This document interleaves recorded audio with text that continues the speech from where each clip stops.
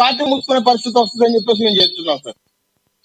Yes Akbar గారు, అంటే ఒకటి క్లియర్ కట్గా వైసీపీ రావాల్సిన సమయంలో ప్రజా గొంతుకు వినిపించాల్సినటువంటి ఒక హోదా, ప్రతిపక్ష హోదా ఇవ్వకపోయినా కూడా గతంలో ముఖ్యమంత్రిగా చేసినటువంటి జగన్మోహన్ రెడ్డి లేకపోతే పార్టీకి సంబంధించిన ఎమ్మెల్యేలు ప్రజల వైపు పోరాటం చేయాల్సిన అవసరం ఉంది. కానీ బయట రాజకీయం చేస్తున్నారంటారు, లోపల పోరాటం చేయాల్సినటువంటి సందర్భాలు, ప్రజా గొంతుకును ప్రజా సమస్యలు విడిపించాల్సిన చట్టసభను ఒక రకంగా వాళ్ళు తోలులాడుతున్నటువంటి సందర్భం ఉంది. అయితే ఇక్కడ మెడికల్ కాలేజీకి సంబంధించి ప్రైవేటీకరణ పద్ధతి పీపీపీకి సంబంధించినటువంటి చాలా విమర్శలు చేస్తుంది. ఈరోజు చెలో మెడికల్ కాలేజీలకు సంబంధించినటువంటి ఒక పిలుపు కూడా ఇచ్చింది, ముందస్తుగానే అరెస్టులు చేసినటువంటి సందర్భాలు. ఇది హేయమైన చర్య. టీడీపీ కానీ కూటమి కానీ ఎందుకు ఇలాంటి కార్యక్రమాలు చేస్తుంది? ధైర్యం ఉంటే మమ్మల్ని మేము శాంతియుతంగా నిరసనలు తెలుపుతున్నప్పుడు ఎందుకు మాకు అడ్డుకట్ట వేస్తున్నారు అంటుంటే ప్రశ్నలు సంధిస్తున్నారు. ఏం చెప్తారు? మొదటగా మనకు జగన్మోహన్ రెడ్డి ప్రతిపక్ష హోదా కావాలని చెప్పేసి మొదటి నుంచి మొత్తుకుంటా ఉంటారు. ఎందుకంటే ఎట్లయినా కూడా రాజ్యాంగబద్ధంగా ప్రతిపక్ష హోదా రాదు, మనం అసెంబ్లీకి పోకుండా ఉంటామనే ఒక కారణంతోనే చూపిస్తా ఆయన కాలం అనేది గడుపుతా ఉన్నాడు. అసెంబ్లీలో అసెంబ్లీ స్పీకర్ అయ్యన్న పాత్రుడు గారు క్లియర్ గా చెప్పినారు, 10% ఉండాలా, అట్లా లేకుండా ఉంటే గన నీకు ఎవరైనా పార్టీ వాళ్ళు సపోర్ట్ చేస్తే గన 10% సభ్యులు ఉంటే గన అప్పుడు నీకు ప్రతిపక్ష హోదా అనేది వస్తుంది, అప్పుడు మేము ఇచ్చేదానికి ఆస్కారం ఉంటుంది. రాజ్యాంగబద్ధంగా మనం ఇచ్చేదానికి ఆస్కారం లేదు. ఖచ్చితంగా మీరు మాజీ ముఖ్యమంత్రి కనుకనే ఆ రోజు ఏదైతే ఎమ్మెల్యేగా ఎన్నికైనప్పుడు ముఖ్యమంత్రి, డిప్యూటీ స్పీకర్, డిప్యూటీ సీఎం ప్రమాణ స్వీకారం అయిన తర్వాత, మంత్రులు ప్రమాణ స్వీకారం తర్వాత ఆ స్థాయి కల్పించి మీకు ప్రమాణ స్వీకారం చేయించడం జరిగింది. మీరు అసెంబ్లీకి వచ్చి ఖచ్చితంగా మీకు ఏదైనా ప్రజా సమస్యలు ఉంటే ఆ సమస్యలు పరిష్కారం అయ్యే విధంగా మీరు మాట్లాడండి, మేము దానికి కట్టుబడి ఖచ్చితంగా పరిష్కారం అయ్యే విధంగా ప్రభుత్వం ద్వారా మేము చర్చలు జరుపుతాము అని స్పష్టంగా చెప్పడం జరిగింది. కానీ వాళ్ళు రావడం లేదు. ఎందుకంటే 11 మంది ఉన్నారు కదా అనే ఒక భయం అనేది వాళ్ళలో ఉంది. మాకైతే ప్రజలైతే చీకొట్టినారు, మేము ఎట్లా పోవాలా అనే దాని మీద వాళ్ళు ఎక్కువ ఫీల్ అవుతా ఉన్నట్టున్నారు. ఇంకా 14 నెలలు 15 నెలలు అయినప్పటికీ ప్రజల సమస్యలు అయితే పట్టించుకోవడం లే. ఇకపోతే గన 17 మెడికల్ కాలేజీలు వాళ్ళు చెప్తా ఉన్నారు. 17 మెడికల్ కాలేజీలు కట్టాలంటే 8,480 కోట్లు బడ్జెట్ అనేది అవసరం.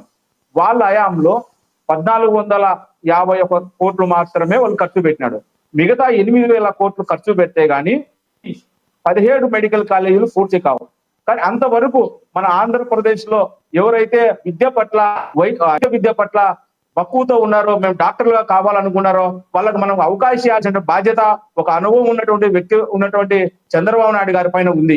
ఆయన పీపీపీ విధానాన్ని తీసుకొని వచ్చి ఆస్తులు అంటే ప్రభుత్వంటే, కానీ వాళ్ళు ప్రభుత్వానికి వారధిగా ఉండి 50% మనకు సీట్లు మన ప్రభుత్వం ద్వారా కౌన్సిలింగ్ చేసేదానికి ఆస్కారం ఉంది. అంటే ఒక కాలేజీలో 50% విద్యార్థులు వైద్య విద్యార్థులు వస్తే ఈ రాష్ట్రానికి ఎంత వైద్యం అందించే విధంగా ఉంటుందో మీరు ఒకసారి చూడాలా. 2026 నుంచి 28 మధ్యలో 11 కాలేజీలు పూర్తయ్యేదానికి ఆస్కారం ఉంది, 11 కాలేజీలు రన్ అయ్యేదానికి ఆస్కారం ఉంది. దాని మూలంగా ఎంత మంది ఈ యొక్క వైద్య విద్యార్థులు వచ్చి వాళ్ళ యొక్క జీవితాలు మెరుగుపడతాయో ఒకసారి ఆలోచన చేయాలి. ఈ పీపీపీ విధానాన్ని ఏం తప్పుందో ఏ విధంగా వాళ్ళు అర్థం చేసుకుంటున్నారు తప్ప ఏదో ఒక కారణం చేత ఇబ్బందులు పెట్టాలని చెప్పేసి ప్రభుత్వానికి చెడ్డ పేరు తీసుకురావాలని చెప్పి వాళ్ళు చూస్తా ఉన్నారు. ఒక్కటి ఆలోచన చేయాలి మనం కూడా.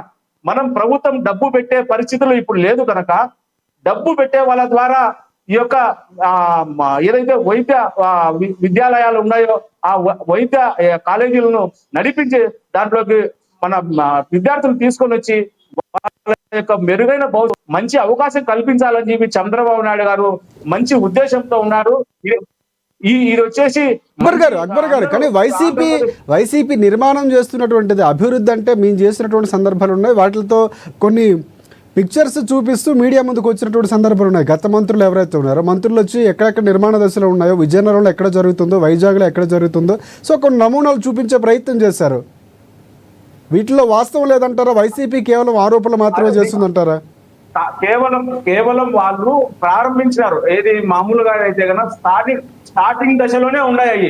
ఇంకా పూర్తి దశలో ఫుల్ బెడ్జెడ్ గా మనకు. కానీ వైసీపీ ఒకవేళ మీరు ఆమోదం తెలిపినా కూడా ఇప్పుడు ఒకవేళ మెడికల్ సీట్లు కేటాయించినా కూడా మేము అధికారంలోకి వస్తే తీస్తామని చెప్తున్నారు ముఖ్యమంత్రి గారు, మాజీ ముఖ్యమంత్రి చెప్పినటువంటి సందర్భం జగన్మోహన్ రెడ్డి గారు. అది తప్పు కదా. చంద్రబాబు నాయుడు గారు ఏదైతే మంచి పని చేస్తారో దాన్ని చెడగొట్టడానికే ఉంది. ఉదాహరణకు ప్రజావేదిక ప్రజావేదికను పూర్తి స్థాయిలో ఆయన పగలగొట్టి ప్రజలందరికీ ఇదే పద్ధతిలో అని చెప్పి ఆ రోజు ఒక సందేశాన్ని ఇచ్చాడు. చంద్రబాబు నాయుడు గారు వైసీపీలో ఏదైతే 17 కాలేజీలు స్టార్ట్ అయినాయో అవన్నీ పట్టించుకోకుండా ఈ రాష్ట్ర ప్రజానికానికి మనం మంచి అవకాశాలు కల్పించాలని చెప్పేసి ఏదో ఒక పద్ధతిలో ఆయన ఈ యొక్క రంగాన్ని అభివృద్ధి చేయాలని చెప్పేసి అన్ని రంగాల్లో ముందు ఉండాలా ఇది కూడా అని చెప్పేసి ఆయన తీసుకురావచ్చి పేద ప్రభుత్వం చదువుకునే హక్కును కల్పించాలని చెప్పేసి ఆయన తపన పడతా ఉన్నాడు. చంద్రబాబు నాయుడు గారికి జగన్మోహన్ రెడ్డి గారికి తేడా అది. రైట్, ఒకసారి మనకి వైసీపీ నుంచి